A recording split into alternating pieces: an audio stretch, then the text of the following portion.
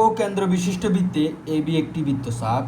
এই চাপের উপর দণ্ডায়মান কেন্দ্রস্থ কোণ হচ্ছে এ ও বি এবং একই চাপের উপর বৃত্তস্থ কোণ হচ্ছে এক্স।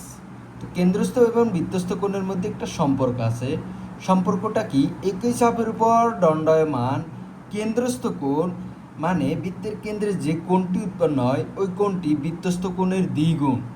তার মানে হচ্ছে এই কোণ যদি যেমন এই কোণ যদি 10 হয় তাহলে এই কোণ হচ্ছে 20।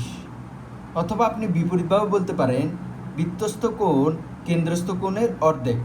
যদি এই কোণটি 10 হয় এই কোণটি হচ্ছে 5। তাহলে সমীকরণে আসেন। সমীকরণে আমরা এই যে এক্স এই কোণটি হচ্ছে এই কোণের দ্বিগুণ। তার মানে এক্সকে যদি আপনি ডাবল করে দেন, ডাবল করে দিলে এই কোণের সমান হয়ে যায় না? তাহলে আমরা 2x সমান x প্লাস 40 লিখতে পারি। যেহেতু এই কোণটি এই কোণের অর্ধেক তাহলে এখানে 2x then, 2x equal to x plus 40 লিখতে পারি। 2x equal to x plus 40। তাহলে এক্স এই যে 2x থেকে এক্স বিয়োগ বাম পাশে গিয়ে গেলে এক্স থাকে, এক্স ইকুয়াল টু 40।